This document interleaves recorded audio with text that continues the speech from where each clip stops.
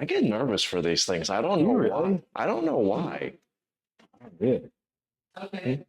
Rolling 1, 2, 3, go. Alex Stine, Brian Wright, the Hivecast again Round in 2. our new location at B Lab. What do you think of B Lab? I like it. It's pretty. It's a classy place for classy people. Much cleaner than the other location. I like it a lot here. Yeah, it has central air too. It's a big one. Heat, air is nice. That is very nice. Yes, we put a lot of time and effort into laying this place out. I think the vision came together. I would say so. Yeah. We got together today to talk about WKs, and that was like smack in the middle of trying to open this place, which was fun. But yeah, so Jay. I mean, we lost Jay, and then a month later, we have to march down to Delaware and do this job. That was rough. That was really rough. Having without him in the corner was different. And I wanted to have you on today because I want to talk about WKs, but I also want to publicly say thank you for stepping in and helping out. Because I mean, Jay's been my guy for years now, and yeah, man, you stepped up, you stepped in, and we did the job well. You and I mean, it's 18 years together. I think we know each other's rhythm. Yeah. I mean, I love it. I love going down there, helping people out. I mean, honestly, on a Saturday night, there's nothing I'd rather be doing than quartering people in fights. I know that might sound a little strange to a lot of people, but yeah, Jay Titelbaum came back yesterday. Jay is the original hammer from Killer B. Jay was my original world-class athlete. And we were talking last night about just how it was when he trained and how it is now and all this stuff. But even now he's in strongman, he's not fighting anymore. He came back, fell right in the routine. And was like, oh, see what that guy's doing, see what that guy's doing. And he started oh, he shouldn't do this. He falls right into it. It's like when you guys came up the way you guys came up, I feel like it's going to be pretty hard to lose this. It's like riding a bike. It just gets ingrained in you from the constant repetition and the tough coaching and that grueling lifestyle. It just gives you a skill set that never leaves you. So another old school person came in today, and it was Joffer. Joffer came in and we trained, and then John came in and saw him, and I was like, oh, this is Joff. And I'm like, he's been with me for over 20 years, whatever. We've known each other. And he's like, oh, do you still fight? And I was like, bro, he's 38. He's like, yeah, but you fought until you're 40. And I was laughing about that. But I was like, no, he's not fighting anymore. And John's like, do you miss it? And we both were like, yes, immediately. It's that weird thing. But we both were from the same perspective of yes, but. Well, it's that addictive thing, but it can be so destructive for the convention of life at the same time. Yes. Whenever anybody asks me, do I miss fighting? I always say, I miss getting in the ring and competing with somebody, match my skill set up and, going out there and, going to war with somebody. But then there's everything else. There's everything else. There's the weight cut. There's the weight backstage, which was my least favorite part of everything. There's the constant grueling training. There's the diet. And it's almost like you see how much you have to do to even get to that point of fighting, that it's like, do I really want to go through all that to get to that fight? And then fighters have really self-destructive tendencies. And sometimes. Okay, yeah, you're Mr. Perfect, so you've never done anything wrong. That's right. I could write volumes on your excellent performance. Yes. But the thing is, it's like we were talking about it though. Like Joff and I were just talking, and I said, if you think about it, the hardest part is not the fight. The hardest part's not the training. The hardest part is 3 a.m. 5 weeks into a training camp. Mm-hmm. But then even worse, and the most self-destructive aspect of all of it is when the fight's over and the lights go off and the cameras click off and everybody goes home and everybody that's patted you on the back is not there anymore. And then it's like, oh, I did this thing, and now what? And most of the time you're alone, wherever it is your sitch is, and you're sitting there in the dark and you're like, wow, that was really great, but what now? Because you don't have to get up tomorrow. You don't have to run. You don't have to lift. You don't have to hit the bag. You don't have to spar. You don't have to eat right. And then like, what am I going to do? Or it's like, oh, you must feel like relieved. And it's like that massive change of pattern, as much as people would assume it's a relief, it's scary. It's scary to have all that freedom when you're just not used to having it. It's tough when, especially like that's kind of the only thing you do in life, which is why, you know, a lot of Olympic athletes, when they retire, they don't know what to do in life because they just knew this one thing. They just knew training, and then eventually that stops and they have a hard time adjusting. I mean, obviously, people that were training aren't, you know, competing in the Olympics or training 8 hours a day, but it's still the same concept of it. I don't care if you fight amateur, pro, on TV, or in somebody's backyard consistently. You get this sense of semi-fame. You have a very elevated sense of self because of this thing you're doing. And when you're not doing it anymore, you feel hollow if that's the only thing you've done. And that's the hardest part about it. And that's why so many guys just implode when they don't have fight. And then when the career's over, forget it. I mean, I was watching a documentary on Pete Rose. This dude's literally traveling the country, giving speeches about his life and career. I'm like, I would never want to retell the same story every day for money. It's not life anymore. Your life's almost over at the point the story's done. And now you're just delivering these words to get money. And it's just this weird, you're like a shell of what you used to be. And you're being judged by the audience. And it's just this crazy thing. I don't mean to dive too deep psychologically, but it's almost like you create this kind of ego of who you are, or who your you want to ego be. creates you. Exactly. And it's kind of like, you know, for a very long time, I was known, whether it was at work or at the gym, as the fight guy. The fight guy. Yeah. Even now, it's like, oh, the guy the MMA guy. Yeah, the MMA You know, guy. they even refer to me, you know, UFC. yeah, you do that UFC, right? Yeah. Yeah. And I think that when that goes away, it's so hard to like not be the fight guy anymore and be like the finance guy or the father. I tell everybody my wife saved my life because my wife gave me a life. This fight life is not a life. I don't care what you make in the ring, whatever. This fight life is not a life. What you make from fight life is your life. Mm-hmm. Your fight life's your job. Your job's not you. It's just something you do. But what the relationships that you create and the depth of humanity that you create off of that, that's your life. I mean, my wife made me look at things differently. What I was doing was fun, but like the necessity of providing, living to a higher standard, those were all words.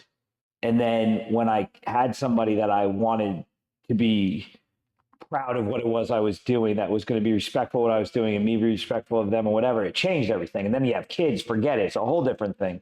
And that's why I literally can sit here right now and I can walk away at any point that I choose from the sport and be completely fine because I have so much more than the sport. Like if I never cornered a person again, you know, is there going to be that itch in the back of my head going, you know, don't you want to do it? Sure, but I'm never going to do it at the expense of my actual life and the things that I've made. I think the best example of this is Ronda Rousey. She built herself up as the UFC, you know, the strongest woman in the world, the most badass woman in the world, the bantamweight champ. She was larger than life, raking in a ton of money, biggest pay-per-view star. She loses, gets knocked out pretty bad, and she was literally suicidal, and she never recovered from that loss. She fought one more time and got beat just as bad. And I think it's because she wrapped her whole sense of self in this one thing that was fighting, that when that was taken away, The hardest part about MMA, and I've said it, I don't know if I've said it on a podcast, but the hardest part of MMA and combat sports in general, people don't start there. They end up there because they didn't reach the heights they wanted to in something else. So that the sense of failure stays with people. I mean, I was talking to John Jones, the greatest, arguably greatest of all time, definitely on the Mount Rushmore of MMA. And he's carrying a chip on his shoulder because at 18, he didn't win a junior college national title. Mhm. And he has almost imposter syndrome. He feels like, okay, I'm the greatest, but I didn't win nationals at that time. So he has this massive imposter situation. Daniel Cormier, silver medalist, never a gold medalist. I don't know if he even won a national championship. I think he was a finalist at nationals. I don't know if he ever won. Dan Henderson, silver medalist. Randy Couture, I don't think he ever made the world team. Like he wrestled for the U.S. Army. Like George St. Pierre never did anything outside MMA, but he did compete in other things. You don't see Super Bowl champs. You don't see NBA champs. You don't see baseball. You don't see anybody that's the top. I mean, Henry Cejudo went to MMA as a gold medalist. He's a random. And he did amazing things on the short. He's one of the outliers. Bo Nickel, everybody talks about him. Oh, this great wrestler. Bo Nickel wasn't an Olympian. That's why he went to MMA. And I'm not dumping on any of these people, but they're not coming to MMA in search. They didn't start off at 8 years old and say, I want to be UFC champ. Most of them are coming to the sport because things didn't really work out for them. And this is the opportunity to get the exposure and the potential for money and the lifestyle that they wanted. And so you have this really weird undercurrent in the sport where you have a lot of people that have some serious demons, and the sport's brutal. The fans are brutal. The money's brutal. Everybody feels underpaid and overworked. They feel that their fame's up here and their finances are down here. It's not a lot of balance. So if you're not a grounded person, you have the potential for some like serious failure as a human being when this is in the middle of it, when it's done, whenever. It's crazy. Well, this might be a good segue into WKAs, and I don't want to make us any more enemies, but I have to say sometimes I can't stand being around the type of people that you see at like MMA shows and stuff. Oh my God. I mean, they're these, no offense, middle-aged. I'm beyond middle-aged at this point. I'm fucking old now. They're like these middle-aged dudes that like walk in with their Muay Thai like robe or whatever it is, and they had 5 to 10 professional fights, and they walk around like they're the man, and it's kind of like, dude, like. I know. That's why, I mean, for us, in a lot of ways, I don't want to like start poking fingers because it's just such a weird thing. But yeah, I mean, well, look, what was the only brawl that broke out? I mean, literally a brawl broke out between the MMA guys. It's just craziness. Like immediately, like 2 MMA guys start jawing, and then there's a 15-person brawl in the parking lot. It's nuts. The kickboxing guys tend to be a little bit more chill. The MMA guys tend to be a little bit more insecure and street fightery. But I don't know. I think my age and experience, because I mean, probably 20 years ago, I would have been one of those idiots. I just don't care anymore about that stuff.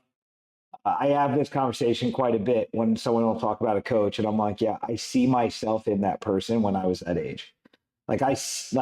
I understand that 30-year-old coach. I understand that weird position that they're in. Do I like it? Is it annoying? I don't like it. It's fucking annoying. Yeah, I feel exactly the same way. But at the same time, I recognize it because I was that in so many ways. So, I mean, you've avoided it in a lot of ways because you found yourself outside the sport. But a lot of these people haven't found anything outside the sport. And that's why they fight so hard to stay relevant that way. So, and I don't even feel bad. I mean, hell, if these guys are going home and feeling good at night about it, and they have a school of people that are like happy to participate, whatever, it's cool. I think we have a little bit more depth, and I think that's what we showed. I think a year ago when we went to WKs, we literally had a raw group of people that had no experience. Kevin was the only one that experienced. Kevin had like 2 fights. Yeah, come to think of it, I think that was pretty much everybody's first fight, right? Except Kevin. Other than Kevin. And it was Kevin's third.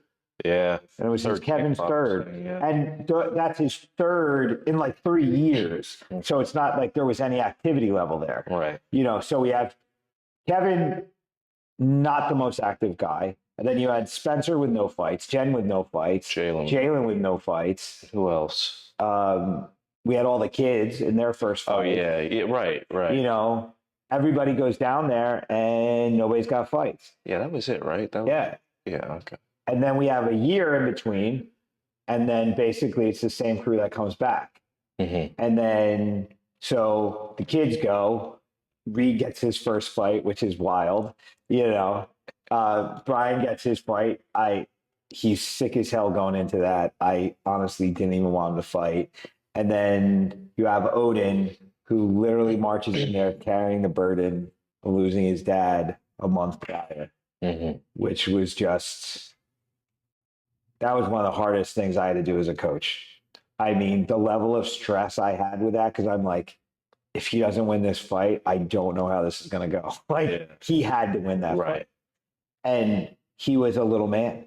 He was super composed, was not emotion. He was like that right emotion. Yeah. That enough to put it on the kid, but not so much that he lost control. Like, that kid was just on point. Yeah. That was wild. And so Odin wins, gets the national title. And, you know, that's all his dad wanted for him. And that's what he did. And, you know, it's kind of sad because, you know, Jay would have loved to see Jen win her first 2 fights and see his son take the national championship and just. And he wanted to fight at this one because he wanted to show his kid. Yeah. He wanted to win the Masters division. Yeah. I told this to Jen. And I said this, Ahmed's family came through and we're past the second anniversary of Ahmed's passing and first anniversary of Ahmed's passing, sorry. And I said, you know, it's a crazy thing. If you believe there's an afterlife or not, the thing is, everybody's like, oh, I wish they were there. Well, if there's an afterlife, they were. But if there's not, none of this shit we're doing matters anyway. Like, none of it matters because it's over. If it's lights out, we're good. None of it matters. But if it's not, they're there. So take comfort in however this works out. It's either really, really going to matter Or it's not. or it's legit not. There's no middle ground. There's nothing you can do about it. And there's no middle There's ground. nothing you can do about So it. you have to live in, you have to be respectful to the time that you have with that person. I don't know if you necessarily have to hope you see him again, but just, you know, the idea that you may see him again, the idea they may have seen it. You know, I take comfort in that guys like Ahmed and Jay, I feel like they're almost ingrained in our DNA from being around them. Like, they had selfless energy that's undeniable. Or it is deniable, I guess. Everything's deniable. But the thing is, in our community, and the way we operate, and the way they operated, they brought something to the table that I just feel like is not going to go. And that camera's going off and everything over, we really struggled that week after WKs. Because, man, we went from Jay passing to this is for Jay. We fought 3 days after Jay passed. Jen and Victor fight. Then we go right back into training. And we're trying to deal with grief. We're trying to deal with him not being there every day. We're trying to deal with this. Then we go to this event. We do our thing. And then when that event was over, I mean, Odin cried for 2 days. You know? And I got in my car to go home and I wanted to call Jay. Yeah. I literally went to pick up my phone to call and be like, yo, what'd you think? Like, but he's not there. And it's just like this crazy thing. And then that hole without him there that we're kind of overlooking because of the work was really, really sitting on us. And I think last Saturday, 2 weeks later, was the first day that I saw the rhythm in the gym kind of falling back in place. where everybody kind of had their footing. The emotions were different, the energy was different, the level of happiness was different, and we're speaking about it different. I'm not saying we're past the grief, but we're really accepting what happened, and we're really finding comfort in how we're all being respectful to our time we have. Yeah. And that's why I think WKs for us this year, you know, the kids' day was great. I mean, the kids faced fears, fought fights, won a title. It was really great. I love that kids' day. I love it. I wish I could make it. But I really do. I would love to see them. and you know, the thing is, like, the kids' day is a weird one because I hate losing, but I really don't care with them because you know this too as a kid, when you're a teenager and you're fighting other teenagers, it's not real. It's not real. No. Because the talent pool is very small. Nobody's really that good. And the kid that is good, like, he's going to get the shit kicked out of him when he's 18. Like, it's that weird thing. Like, when you're a teenager, like, okay, 10-time WKA champ. All right, dude, you were 6-16. Wait until you fight the 35-year-old father of 3 who's like, well, yeah, coming home from work to train. Like, he knows things that you no clue about, and that grit's going to kick your ass. Well, it's kind of funny. I can talk from my own personal experience because I boxed as a teenager. Yeah. And then I remember when I turned 18, I had that smoker down in PA. Yeah. I remember I fought a dude who was like 26, 27. And I was like, because normally, like, when I was boxing, I would hit a 14-year-old and, you know, rattle him up. I remember I hit this dude and he just looked at me and went, right back at me. But also, I was actually thinking about this the other week too, funny enough. If you take a 14-year-old and put him against a 16-year-old, that is a world of difference. Massive difference. But if you put a 25-year-old against a 28-year-old, there's no difference. They're the same person at that point. Exactly.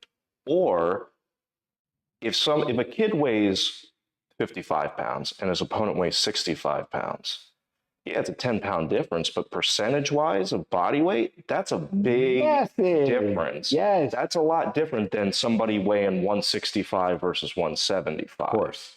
And I think a lot of people fail to realize that with the kids. Oh my God. Like 2 to 3 pounds is a massive percentage of body weight at those ages. Yeah. And yeah, that's a huge difference. Mm-hmm. Yeah, 100%.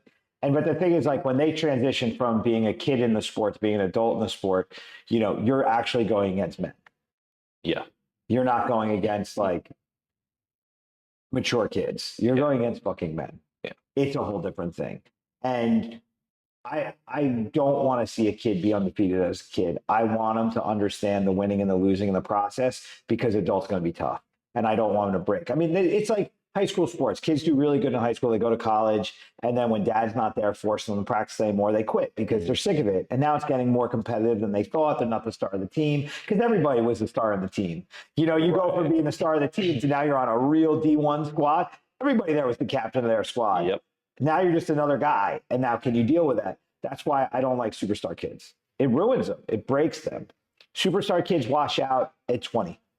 I think that extends even beyond athletics. I mean, I think, yeah, it's like when you think YouTube stars all end up nightmares? When you're a big fish in a small pond, I mean, it is not good for a developing brain to have a big pool of people telling them how great they are. Right. The brain can't handle that. You're getting an unrealistic understanding of how the world is. It's kind of funny. I have a friend of mine, and he has friends of his, and they're trying to get them to be very good swimmers. Yeah. They both swam at Princeton University. Okay. I mean, these people are, really pushing their kids to be swimmers. And, to push a kid that young towards a goal like that, I just don't agree with it, because you know what? You could be pushing for the Olympics. That's great. You could be the best kid in New Jersey. You could be the best kid on the East Coast. But when you meet the best kid on the West Coast, he might smoke you. Yeah. And guess what? If you smoke him, if you go against the best person from China, they might smoke you. I mean, you have sports in the U.S. that to be the best are not that hard, because we're really not that good at it. And then you go against countries that are good, and then you're like, whoa, this is a whole other level. Yeah. I mean, competing internationally, I mean, you can win local stuff here, but then kickboxing overseas, it was like, wait a minute, why are they so tough? Why are they so strong? Why do they not feel pain? Like, this is insane. Like, oh, the Eastern European guy who literally, when he's thirsty, has to like walk to the river, and when he's hungry, has to go shoot something. Like, he has a different level of hard than my life. I'm complaining about how many push-ups I got to do. This dude's like barely getting by, and he's fighting because that's just what his coach told him to do. Like, it's like, okay. We have choices, and a lot of other places they don't. And when you face that, that's crazy. Yeah, that's an eye-opening experience. But you know, the young kids have to play with the sport. They don't have to be that crazy serious about it. They got to find themselves, and the sport is there for them to figure out. Like, it's not, you shouldn't be defined by like, oh, you're this great winner. And two, winning, when you go on a streak, you win a couple, man, that pressure ramps and ramps and ramps. I would hate that 16-year-old kid that's undefeated, and now he's 17, he's 18. Oh, you're going into adult. Oh, he's 30-0 as a young kid. You're not going to fight an 0-1 guy. You're not going to fight a debut guy. You're going to fight a guy with a lot of fights. Yeah. And those are a lot of real fights. It's crazy. Like, that's the thing. So I love the kid day, but I love it for different reasons. Like, I don't love it because, like, oh, we took home medals. I love it because these kids have to face fears. They have to train. They have to work together. My kids I barely train my kids. I let the gym train my kids, and I don't even make them do anything. I ask them if they want to. I think one of my favorite fights of all time was last year when Arturo fought that kid. Dude. Because the backstory, oh my God. The backstory of this for people listening. We were watching videos on this kid, and this kid was good. He had like 4 or 5 fights, and this kid was good. And he was big. And he was big. Brother and him smashing each other. That was amazing. And then we thought he was going to fight Odin, and we were like all nervous about that. And then I remember I was at my, shouldn't be saying this, I was watching it. You're on your lunch break. I was on my lunch break. Yes. You're legally allowed break in the day that you can do what you chose. Anyway, I was watching the fight on my computer while also working. And I just remember being like, holy shit, like, he's beating the crap out of him. Yes. Or, by the way, Arturo, for people that don't understand, was beating the crap out of this kid. Yeah. And I could see, like, he cried. The first round, Arturo was nervous. He cried through every round. After the first round, the referee was like, is he okay? They want to stop the fight because he was crying, because they'll do that with the kids. And I was like, no, he's good. He's just scared out of his mind. And I was like, Arturo, you good? And he was like, oh. Yeah. And I think so. And then his confidence came up. And that kid, he never said 2 words. Never talked to me. He like held my hand at the end of that and like hugged me and like motor mouthed me. I was like, oh my God.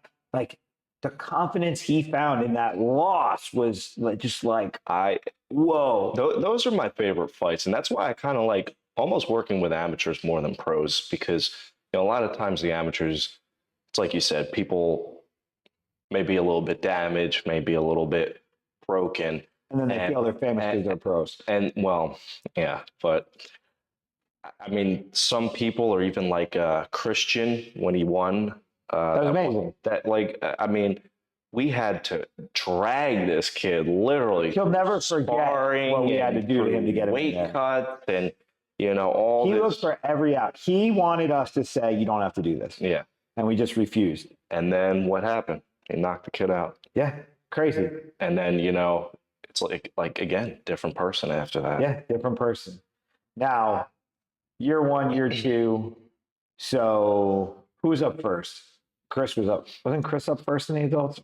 Well, Spencer was supposed to be, and then he got the bye. The luckiest son of a bitch ever. Yeah. And then Chris went. Chris had been training 10 months. We'll go. And then it was wasn't Jalen that went second? I think Jalen went second. No, Chris was later. Well, we'll go down the list. Okay. All right. Yeah. Chris fights. Chris is training like 10 months, wants to do this. He's crazy, man. It's like skydiving to him. Like, I said, you know, are you done? He goes, no, I want to fight again. He goes, but I'm going to do a CrossFit competition. I'm like, he did some crazy run last year. He wanted to fight this year. Like, he's nuts. But he got sandbagged. That kid did not belong in the beginner division. Yeah. That squad that was that Russian squad. Those kids all had major experience. And they brought those kids in really well trained from another country, totally sandbagging on their records. And sandbagging, for anyone listening, is when you lie about your record. You say you only have one fight, but you really have more than that. So these kids all had MMA fights. They all had kickboxing experience. Whatever. It is what it is. Chris was doing fine, but that damn nose of his got caught, and he started leaking, and it wouldn't stop, and the referee had to stop it because he was bleeding a lot. Yeah, I mean, that was one of those fights where it's like, could he have continued? Yeah. Sure. Would it change the outcome? No. I mean, and if Chris was not bleeding from the nose like that, he would have got through that fight. He would have toughed it out. But that kid was just one step ahead the whole time. Yeah. That was one of those ones where it's like, okay, we didn't change the outcome there, but would I like to have more ring time? Sure. Yeah, of course. Sure. And that dude ground out all the sessions. He reminded me of Jay when Jay had his first fight, and Jay could barely get through training. He was hurt all the time. Chris went from literally being my manager who works the desk to training for a fight full time without anything behind it. Like no experience, no history, never did it before. Literally, it was like 10 broken months and then 6 hard-ass weeks. Well, I have to say that's what I really kind of admire about Chris is it's like, I don't remember him coming to class. I mean, he's obviously in phenomenal shape. So, I mean, I knew he wasn't going to get tired. I knew he was fast and strong and, tough. But from like a technique perspective, I was kind of like, oh, all right, I hope he can pull it off. And he was doing fine. I mean, rough, raw, but moved right where it needed to move right, put things in combination. Like it's there. It just needs to be refined. It's just raw. And then we have Jen. Jen comes back year 2. Jen, the first year, had no idea what the hell she was getting herself into. She was Chris that first year. She'd only been training a few months. Just told me last second, I want to do. Jay told me, goes, do you mind if she asks you if she can fight? And I was like, yeah, why not? I mean, she's game. And I had no idea what to expect. She fought a girl who had a lot of boxing a year ago, but that she really, from that minute all the way to today, I mean, the transformation in her. Remember what you said to me a year ago? Do you remember what you said to me about her? Come on, be honest. Do you remember what your opinion was? I said, I have a feeling she's going to freeze in the ring or not be able to. Yeah. And she legitimately was like the most calm, cool, collected, found herself person. He was so chill. Sorry, Jen. And then the other side of it was like, you were like, yo, I don't know if she has the athletics to deal with girls like this. And she really didn't. But she put the time in and she really worked her ass off. And I mean, she's embraced strength and conditioning. She's embraced the nutrition. She's doing the work. She's hitting the pads. She's doing the rounds. I mean, no one sports as much as she does. I mean, she's always there pushing the limits. She's super analytical about it. She doesn't have a negative attitude about it. Like she listens. She listens, asks questions. Like it's amazing. So to see her go from, total inexperience to pushing all the way to the semifinals in a weight class up. In a weight class up. Yeah. Her first fight, that girl, I didn't think that girl was going to be tough. I was like, I saw that girl's Instagram and I was like, I don't know. And then that girl, she was athletic. Decent. She was athletic. Yes. Like she was fast and hit hard, and like maybe her skill as a fighter wasn't phenomenal, but she was tough. She must have played soccer, something, basketball. That was an athlete. She was. So Jen wins that, and then she goes to the semis, loses in the semis, but that girl was slick. That girl had that just enough of that competitive experience to know how to put stuff where it needed to be put at the right time. Like she wasn't trying to hit you; she was chipping you away, and she caught Jen with that nasty liver shot. Oh yeah, at the end. In the end of the second round. That was a knee, right? Knee to right in the liver. Yeah. Yeah, she came back and I was like, yeah, we're going to ignore that. We're just going to drink some water. We're going to talk and we're going to go back out there. Okay. Yeah. But it was wild. I mean, she took a nasty shot, never went down. We were the only ones that knew she got caught. And, she did her thing. It was a back and forth battle. It was good. I mean, night and day difference in performance from year 1 to year 2. Yes. And then we had Spencer, who last year fought like the scariest looking dude we could imagine, and then comes back this year. And that first fight, he got the perfect first opponent. That was the right skill level. And I think that first guy he fought let him get his feet under him. Yeah. And that gave him the momentum. Yeah. So he chips that dude up and then goes in that second fight and takes on the Russians again. And then I almost took on the Russians before he took on the Russians. That kid deserved it. Don't tell me No, that he didn't deserve it. I was in the right. Was I in the right or the wrong? No, I almost said something. It's like that was stupid, so man. For the people listening, the Russians had this camera guy, and he comes over to our side of the ring, gets right in our fighter's inches face, away, like inches literally, away. Like closer than you and I are sitting right this. now, and is literally holding the camera like this at our guy, and it's kind of like, hey, can you like fuck off, please? Yeah, like, well, no, what I said to you was I saw that and I said, he's not over here filming something for our benefit. Right. He's hoping their guy wins, and then they're gonna cut in all these weird moments, be like, look how scared he was, or some bullshit like that. So that's why I stepped in between. I said, yo, dude, this isn't cool. Get the fuck out of the corner. And he said, who do you think you are, the president? That was his comeback. He goes, who do you think you are, the president? I didn't hear that. I was like, no, but you need to get the fuck out of here. And he goes, show respect. And that's when I put my hands behind my back and I got nose to nose with him and I said, respectfully, get the fuck out of my corner. Yes. And then he looked at me and I was like, you are not going to do anything. There's no way you're doing anything. I was like, please, but you're not going to. And then he scooted over. I told his coach after, I said, look, I respect you. I respect your team, but he's a douchebag. Keep him away from me. And he was like, I am so sorry. He's pissing everyone off. I said, stop then. Yeah. Stop. Don't piss people off. That's disrespectful. It's not what we're here to do.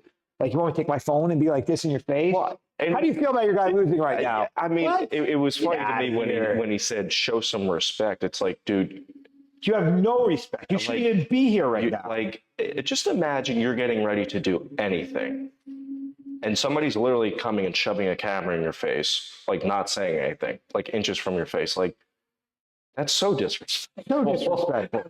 You're invading my space. You're doing something you know shitty. Like, stop. But that fight was nuts.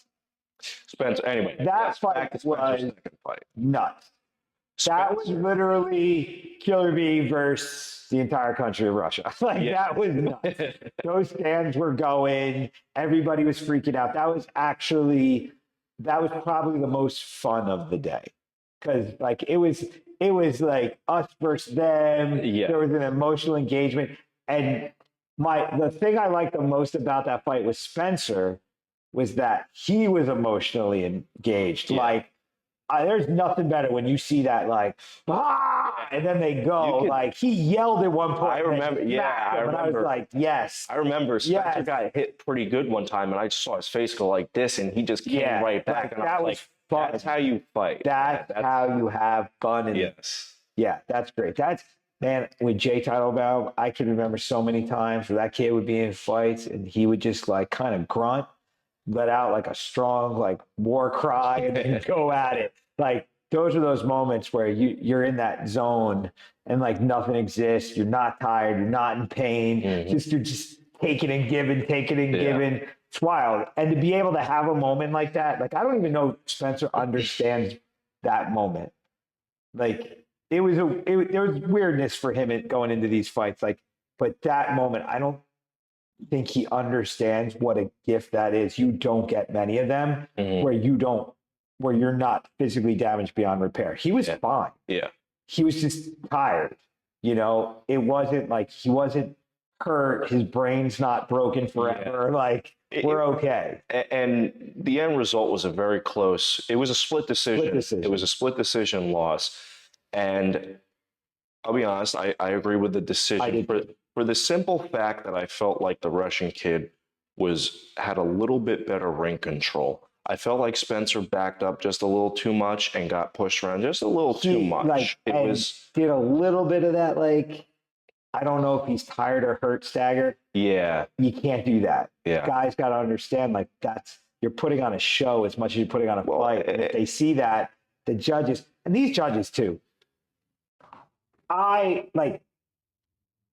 you go into a tournament like this, You have 1,000 competitors in multiple fights. These guys are doing like what, 15, 1,600 fights over 3 days? They're exhausted. They're shot. And let's be honest. I mean, whether you stagger because you're tired or because you're hurt, They're not looking at the difference. The crowd and the judges, the people that matter, everybody just thinks you're hurt. Yes. You know, it's like Yeah. they see you flailing The only around. guy who knows is the center ref.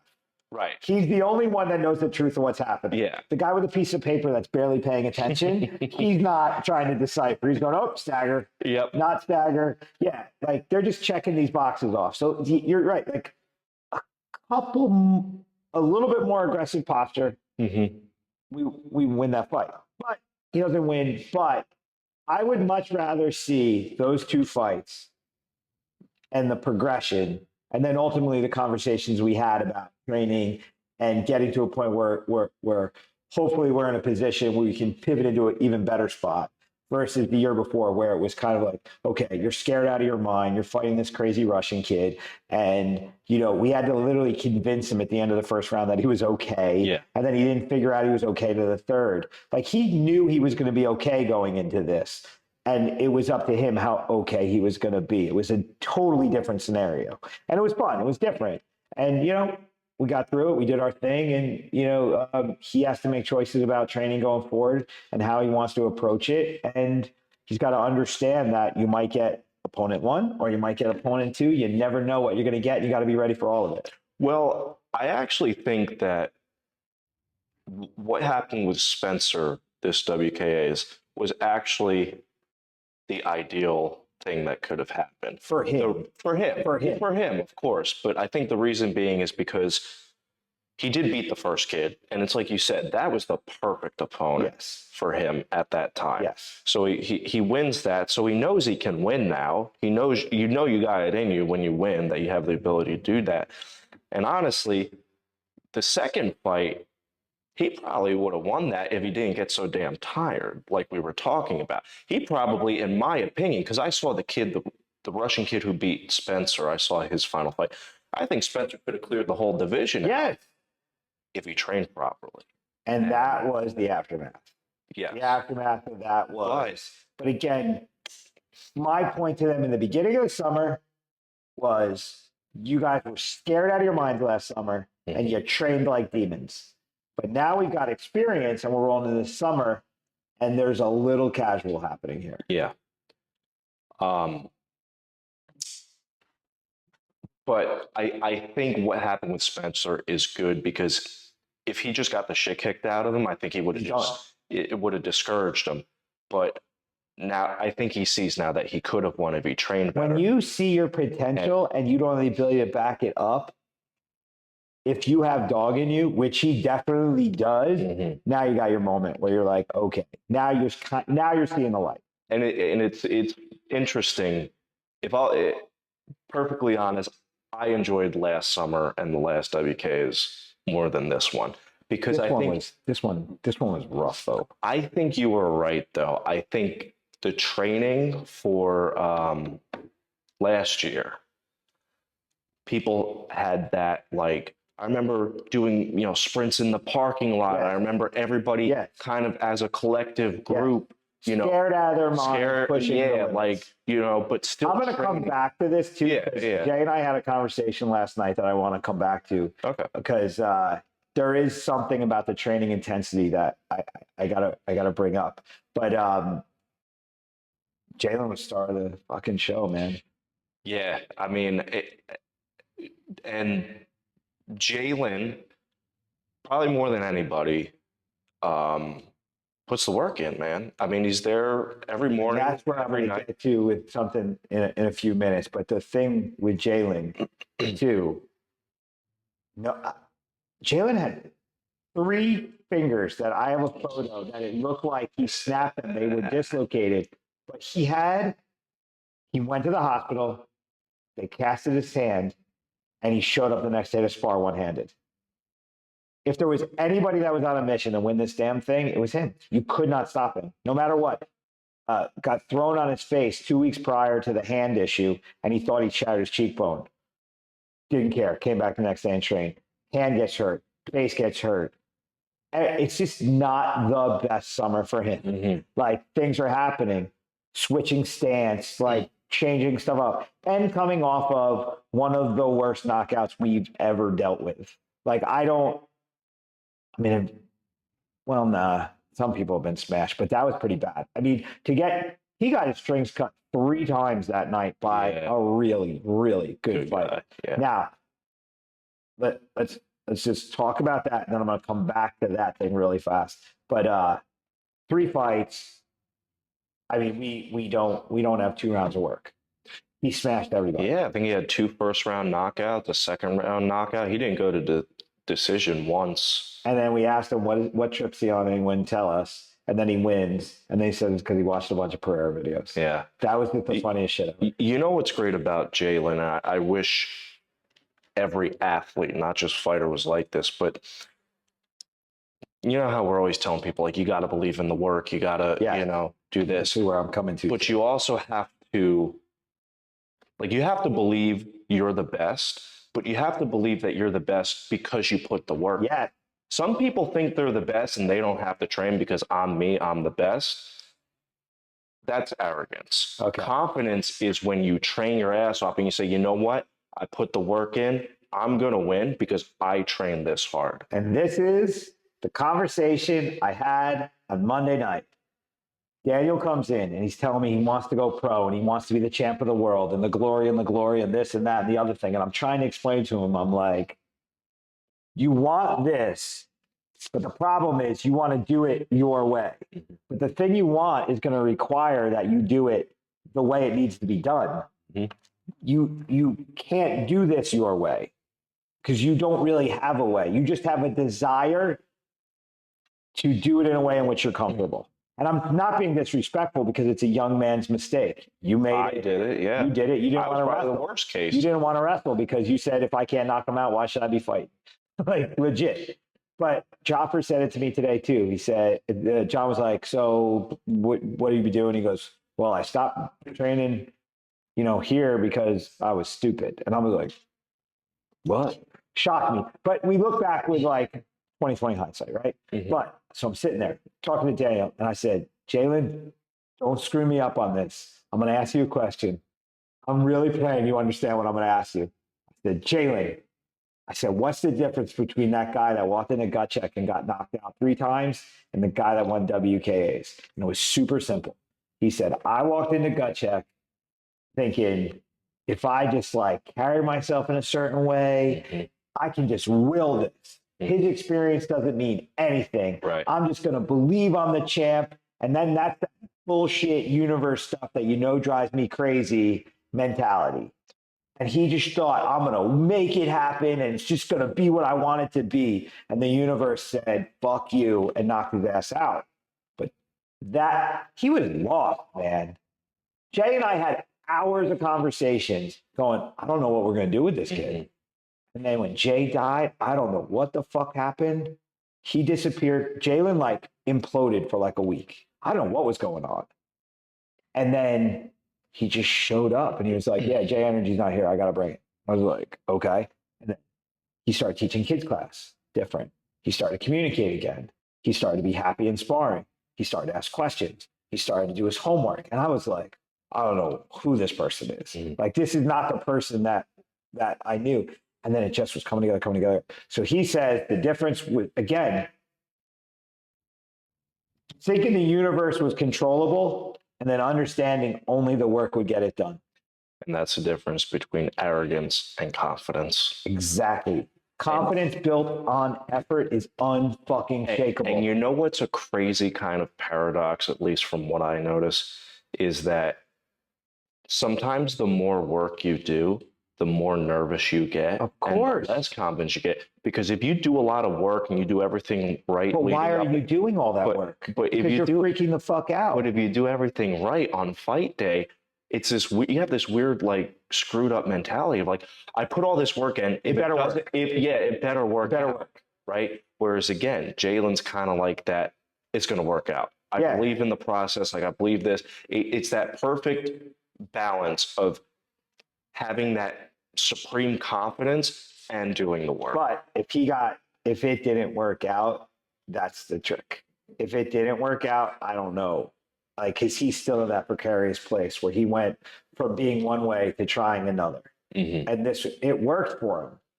Now we have to stay embracing it, and we have to be able to navigate the ups and downs and see what happens. He's going to run into somebody better than him.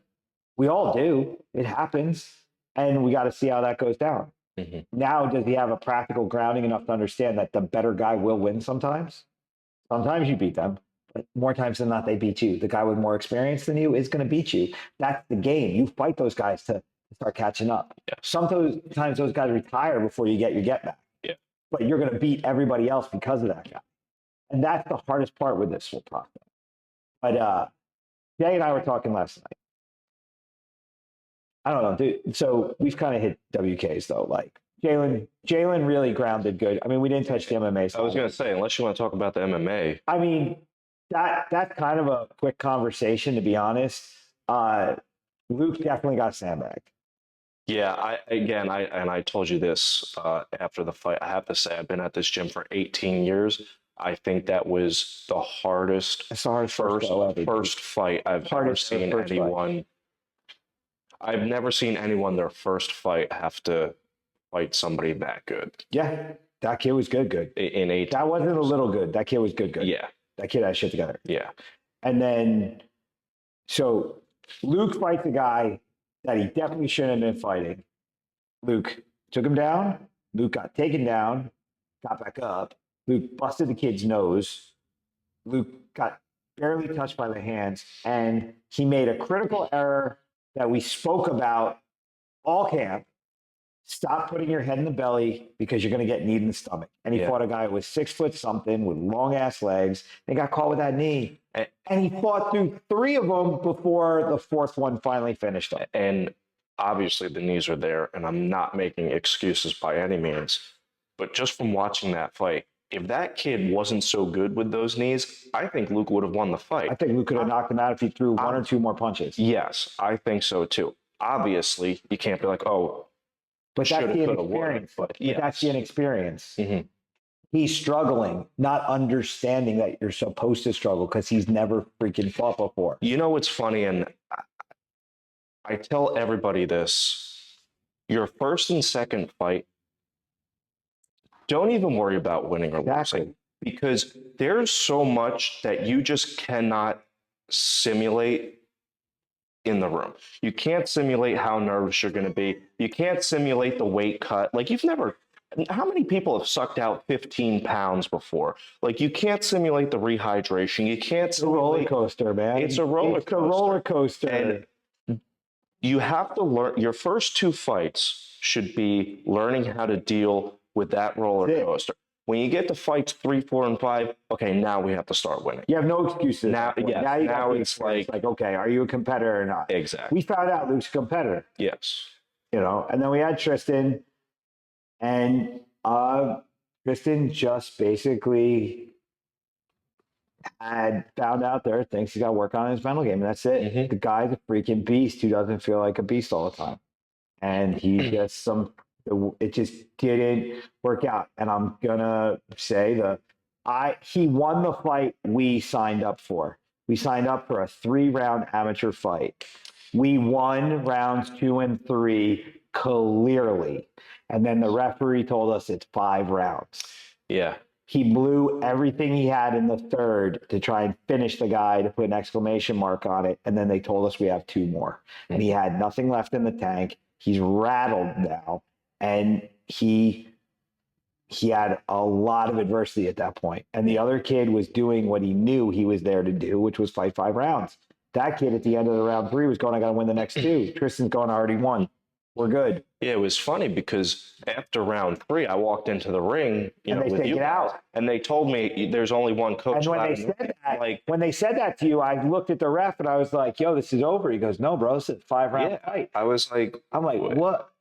Yeah. And this is why, honestly, Delaware not having an athletic commission is a problem, because you're not allowed to fight more than 3 rounds in a day as an amateur MMA fighter in the United States with an athletic commission. Doesn't happen. Really? This is the only 5-round amateur situation you're ever going to run into. It's 3 rounds, man.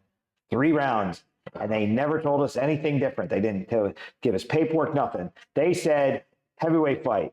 They said, oh, by the way, you get a title if you win. They never said 5-round title fight. They never said anything was different. Nothing. And I still will say to this day, Tristan lost that fight, but this is the biggest win of his opponent's career that he will ever see. He will never feel better than that moment. Tristan will go on to do great things. That was that guy's moment. And I'm not dumping on him. It's just there's levels to this. That guy just kind of got lucky with a scenario here. And I'm not salty about it. I'm just being completely honest as a guy who's been doing this a long time, and I'm looking at people. That's the thing about amateur. You know, I look at a lot of these guys, I'm like, what? You're so excited about being the amateur or whatever. Like, dude, we're not here to win titles. We're here to become good pros. That's it. Yeah. That's the goal. The goal is UFC, not stellar fight champ. Like, you pick up hardware along the way, but you just pick it up.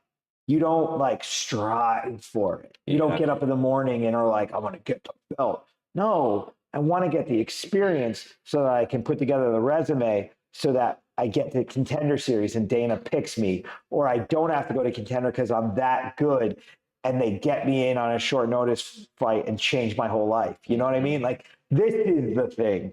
And I don't say it disrespectfully to the guys that get off on the amateur stuff, but if that's your level that you're going to go at, fantastic. I'm happy for you. It's not what the game I'm playing. Yeah. It's just not the game I'm playing. I don't think it's a good game to play anyway, but that's my personal opinion. It's a waste of time. I mean, if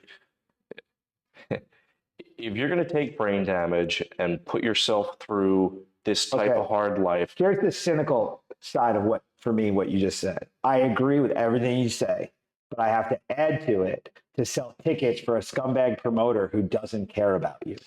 That's another fair point. That's the problem. Yes. You cannot trust a single promoter and what they tell you. And they make you feel good too. That's right. That's what they want. You know, but that's the battle. They want you to come back. This is a whole nother conversation we can have, because you have the coach, we have the fighter, and then he has a coach, and then he has a manager, and then you have the promoters. And they all have they all strive to have an individual relationship with the fighter, and they all strive to bypass each other because they want to make the money that they want to make. Yeah. And that's the one, I'll throw this out before I get on to like my main point I want to have this conversation is, the reason I hate New Jersey and the local fight scene here is the promoters act like they're developing you, and they act like they're doing you favors. They give you hard fights when you shouldn't be getting them. They don't pay you anything. They sell you a bag of goods that you're going to go somewhere, and they've got your coach in their back pocket. Half the coaches around here, they don't care who likes me or doesn't like me. The majority of the coaches here don't want to travel. They don't really want you to go to the big show because they know it's hard work to get there. It's even harder to stay there, and there's not a lot of money in it. The money for the coaches is in the gym with their student base, and they love to have the local yokel champ. They love to be able to go to Atlantic City and then go to Philly and then go to wherever, because they can bring all their friends and family, and they get more students, and they keep their BS notoriety, and they really don't give a shit about the athletes in the big career. It's just the nature of the beast. If you want to do it, you gotta spend your money and get on the road, and you gotta miss stuff. This was my second year in a row for my kids' first day of school. I had never made 2 years in a row for first day of school prior, because I was only on the road for a fight. Yeah. And I'm fortunate that my kids and my wife appreciate what I do. But like, I don't see my kids on like monumental days of their life, but I got to travel. Most guys don't want to do that. But I digress. That's like crazy shit. But it's just my beware, because those dudes that fought on Stellar, like Luke and Tristan lost, but they're in a system that's going to turn them into pros that can go as far as they're willing to push. These other guys acted like they were like, I mean, the stare downs and the music and the walkouts. Like, I'm like, guys, dancing all over. Come on, man. Yeah. Like, you're making this way bigger than it really is. You're in an outdoor venue in the middle of a cornfield in Delaware, dude. Calm the fuck down. Like, 3 people are watching. Shut the fuck up. Nobody's giving you a contract. Calm down. So last night, Jay comes in. Jay titled him. Jay's the original Hammer. Jay's been through hell with me. Jay left, and I told a story about I don't even remember which one. I was saying something about how like he tore something and kept going. And Luke said, "Man, what is there something wrong with him?" And it hit me because I'm like, I never want to do this like when I was a kid. Back in my day, but if you yeah. think about though, the biggest struggle we get, we've dealt with it all summer with getting everybody ready. Rambo, we forgot. Oh yeah. We forgot Rambo. Yeah. And it kind of fits into this because I have a story to throw about that. Rambo, a quick synopsis of Rambo's WKA. Rambo really didn't train that much because he was away. He was in Thailand. He got some work there, came back. He really had a high opinion of what he was going to do on that day. Fought a guy who had the same high opinion of his ability to do something on that day. Those two had a very nice fight. Rambo wasn't able to execute what he had in his mind. Loses the fight. Very close fight. Very good first fight for him. I agree. And I can say that he did walk out of there with a much more open mind to being coached. He is asking questions. He's a different person from it.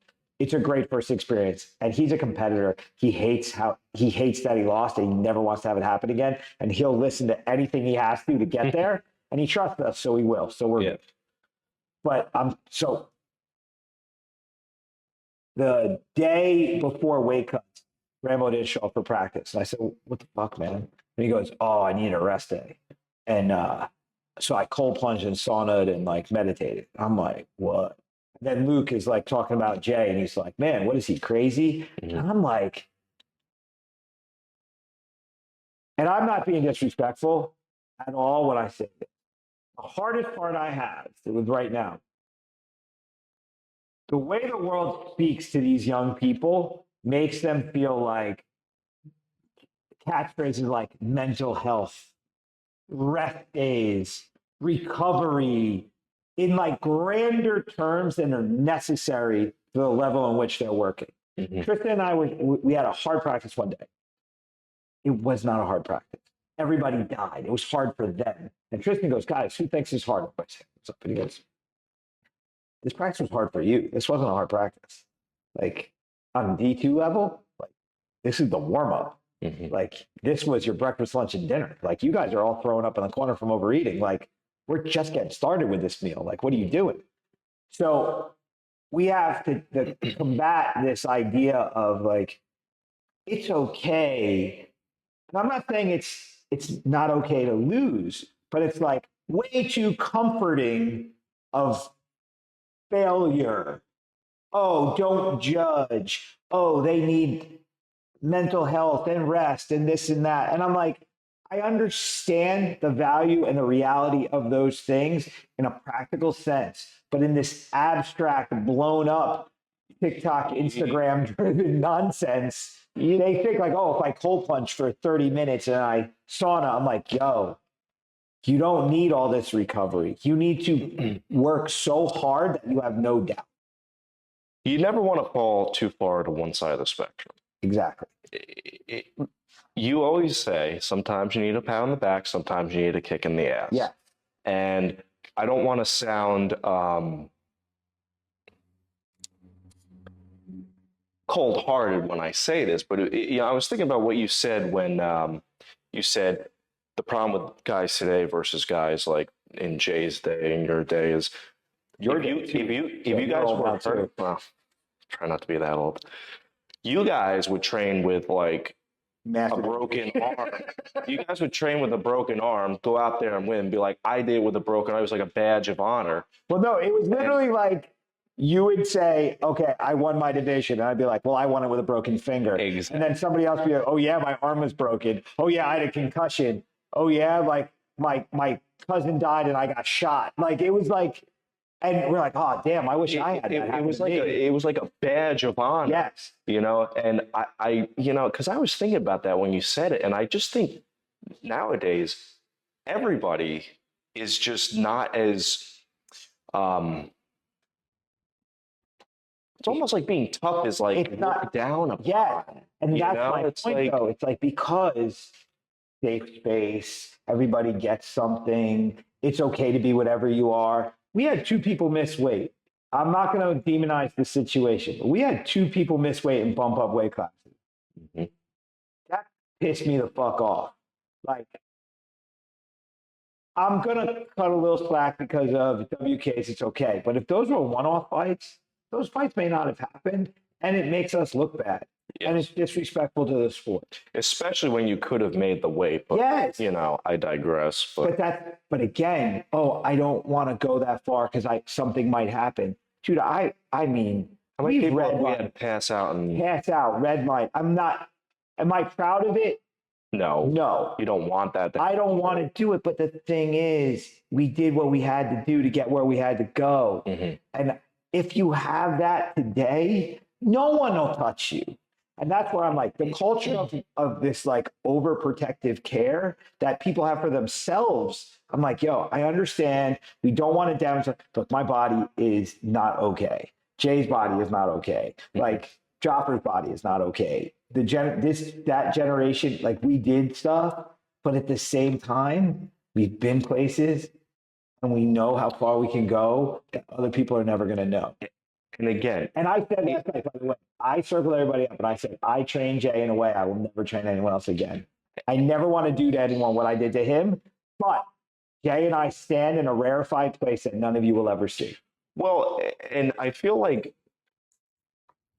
with how divided people are nowadays on basically every topic, I feel like this is like a hot button issue with a lot of people. And again, I can't emphasize this enough. I'm not saying that you need to constantly be beat down and be this emotionless, stoic, sadistic like person that just beats yourself up. But you also don't want to be this, rose-colored glasses, everything's great all the time, like my safe space, like all that. There's a balancing act. One of the oldest phrases in the world.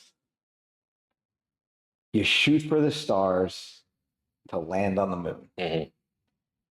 If you don't shoot for that goal that's just beyond attainment in feeling, you're never going to know how far you can actually get. We don't have advancements in humanity without those willing to dare. And I never want to have someone walk away and feel that I didn't challenge them enough to know how far they could go.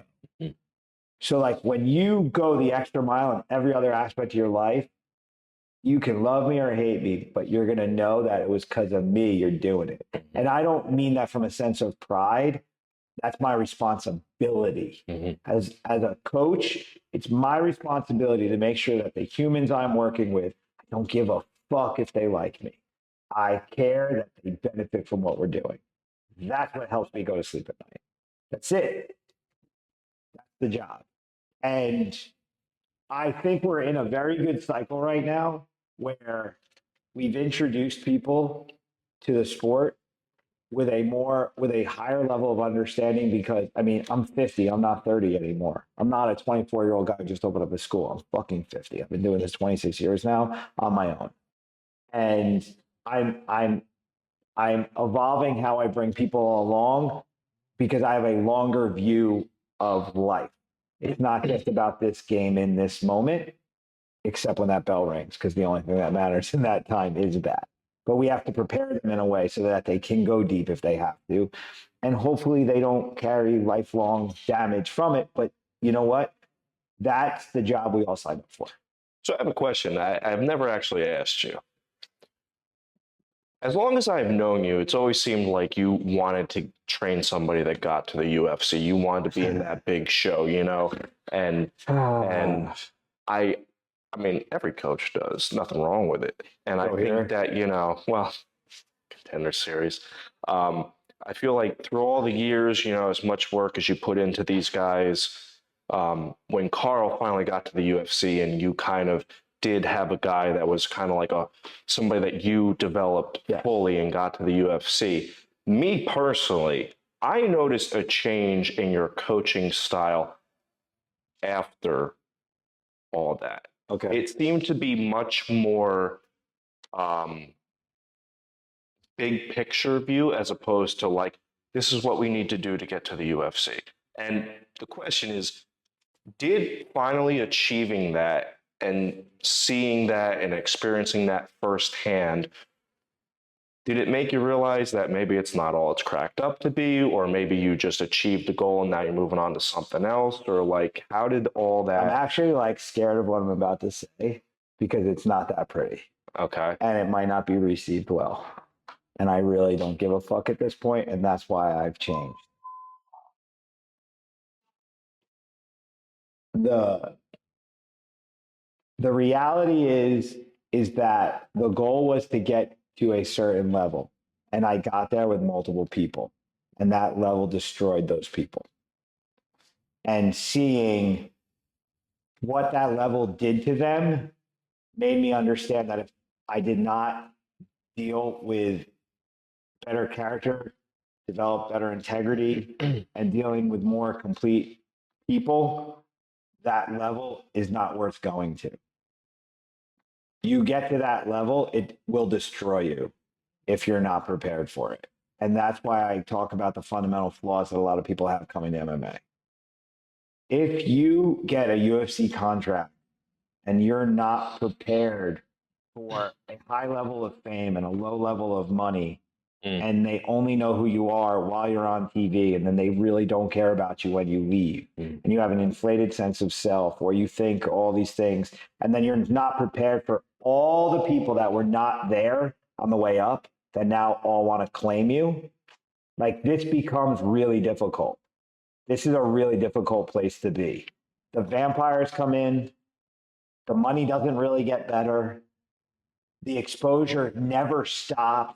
Like you feel famous, but you're not, because all the assholes are all saying you're great, but you're really not that great yet. The UFC is just using you. And I love the UFC. I think it's the greatest organization, and I don't think they should pay anybody more, because if they did, they would all be in jail because these people can't handle the money. Fair point. But it's just a meat grinder. And I got to where I wanted to get and then realized I didn't want to be there with these people in this situation. I wanted them to be in a different situation, because when I started to see what it was doing to them and then what it was getting me involved in, I was really not that happy. I love to be able to say I'm a UFC level coach, but I don't like what the UFC did to these people. I don't like what Bellator did to a certain individual. I don't like what happened to them. And yeah, man, I changed a lot, because if I've learned anything in all of it, keep going back to the human side of it. There is no goal worth sacrificing relationships and humanity for. And that the seductive nature of potential fame and success is that it puts people in a position where they think it's okay to give up certain good qualities because there'll be a payoff. There's no payoff. There's just failure and misery and loneliness and jail time and a lot of crazy shit. For the handful of guys that I know that did get to the UFC and competed and everything, none of them are really in that great a shape. No, none of them are overall. Good. None of them are good. I mean, financially, emotionally, like it's. You're right. I mean, I don't know what it is, but because it's we're all weak, and this sport is a mean seductress, and yeah, man, combat sports will chew you up and spit you out. I mean, it's rough.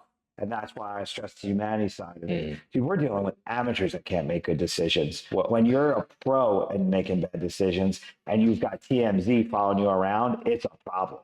It's a problem. So yeah, I mean, that's why the main thing I focus on right now is just the human side of it is more important to me than the fame and all the other stuff. Because again, when the TV goes off, what do you have left? I don't care what belt you win. Who are you as the champ, as a person, not just who are you when you're in there. You can't live your life 15 minutes at a time. It's just that way. I mean, I'm going back to the UFC. Hamdi will be back.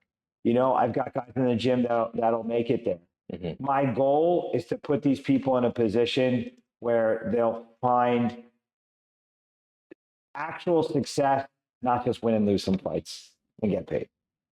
That's where it changed for me, man. It was like, yeah, you get to the top of the mountain and you realize there's a big pile of shit up there. Yeah. It sucks. And just from what I realize, and I hope nobody watching takes offense to this, but when you had those people in those, Yes. high shows, that was my least favorite group, least favorite vibe in the 18 years I've been coming. Yeah. You walked into the gym, you could hear a rat piss on cotton. Nobody said hello to you. Like, it was very weird. It was like almost like they didn't want you there. Now, with the group of people we have, it's probably my favorite, and maybe a close second to when I was fighting. We had Mo and Mike DeCastro and Mad Dog. It's that fun family community feel. Yeah, I like, those were probably my two favorite groups of people, the group we got now and the group we had when I was living at the gym, actually. I don't want to end this on a negative. We're going to end this on a positive. The nature of everything is the up and downs, right? Mm-hmm. The gym has always been up, down, up, down, up, down. We find success, we don't find success, all that stuff. The one thing that one window of time where we had all those people fighting at once. I mean, we had like 7 people fighting in the big show at one time. A lot of contender series, a lot of UFC, a lot of Bellator, all this stuff's going on. Look, it was a wild ride. And it taught me so much about what I wanted in life. Mm-hmm. And quite honestly, I think it showed all of those people who they were. And they're all kind of in positions now where they got to face what they've done and what they've become. And I just hope that over time, some of what we did together will allow them to recover from what they did in these blocks. Yeah. That's the main point.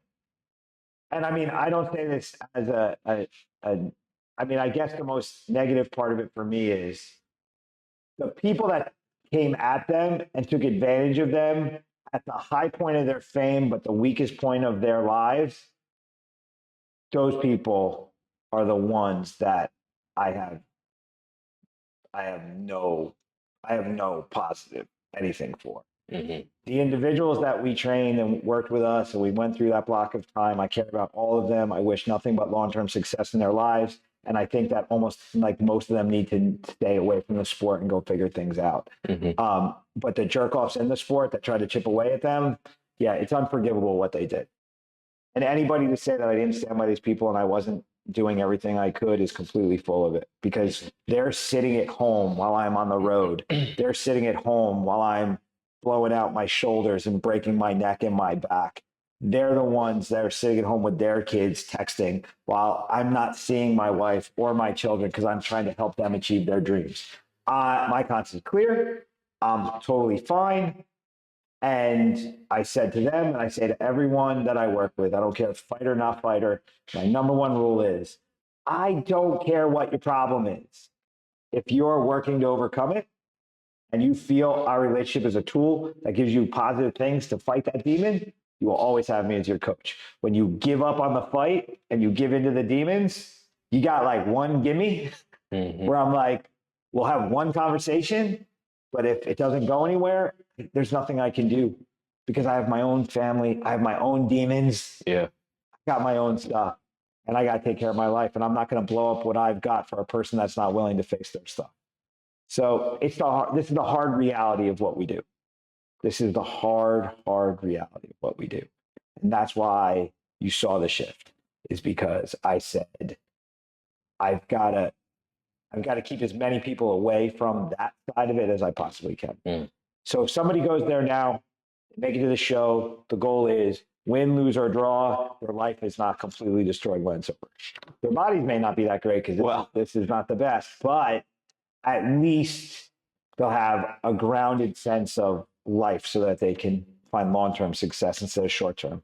So I'm going to end it on this. I don't care when you look at your fight career, it looks like this big thing. How long does the average American live? 76 years. Something. 76 years, right? How long is the average fight career? Amateur to professional. Amateur or professional? God, I can't think of guys that do it for more than honestly probably like 3-4 years, if that. And then if you're a high level guy, maybe if you're great, maybe you get 10 years out of it. If you're a UFC caliber guy, yeah, probably. Yeah, but if you're a UFC caliber guy, you still may only have a 4 or 5 year window because if you don't get out of your first contract. But you're a 3, 4, 5, 6 contract guy. You become like a big contract fighter. Maybe you get 10 years out of it. Right. So in a 76-year life, you got 66 years outside of the sport. 66 years outside of the sport. You, the vast majority of your life, will not be in that octagon or in that ring. You have a very long life to live. You can set yourself up for success, or you could be a miserable prick because you never sorted it out. Just understand that no matter how high or how low or how whatever, it's going to be this short time. Enjoy it while you got it. That's why I said to Luke when he lost, this is his favorite holiday is Halloween. This is your first fight. I don't care that you lost. It's Halloween, Christmas, your birthday, everything all wrapped up. And it's your first fight. You're not a baby fighter anymore. You're a man now. Yeah. You got to enjoy it. And you got to squeeze everything you can out of it and mold your future from it. I love that. That's the mission, man. Yeah. That's the mission. So that's why I want to sit down and talk, because this is the stuff that like people don't understand. We actually do talk about. Like, this isn't all just kicks and punches. There's a lot of giving a shit about these people beyond winning and losing. Right. And I said to everybody for WKs, understand that I want you to win, not because I want to look good. I want you to win because I know how important it is for you to win, and I know the impact that these wins and losses have on you as people. So I want you to win it, and if you're going to lose it in a way you're going to be able to live with, and you're going to win the next 100 because of. As long as we keep this, we're good. I'm still in the sport. Everything's fine. So I love that. all right, Stine, want to shout anything out? No. I can't. I mean, that was so beautiful. I can't follow that up with anything. I broke you. All right. So follow us at Killer Bee Combat Sports Academy. Come train with us in our beautiful new facility at blab.fit. So blab.fit is our small group personal training inspired by boxing. Killer Bee is where all the ogres go to do all the other stuff. That's our bigger group classes: kickboxing, boxing, Jiu Jitsu, MMA, all that stuff. Follow us at Killer Bee CSA, basically everywhere. And to that guy that called me a clown on Instagram, I want you to know that was the biggest laugh I had this morning. I really appreciate your hate. So yeah, I woke up this morning to a guy dumped on me like 5 times. It's hilarious. I'm like, I really pissed him off. To get an emotional response, somebody like that, was the best. It was a highlight of my day. Oh. I was like, man, I'm living in your head. That's awesome. It's an old saying. Awesome. Hate always comes from below, not from above. Never from above. All right, thanks for coming by. All right. Thanks for having me. This is the Hivecast. We are out.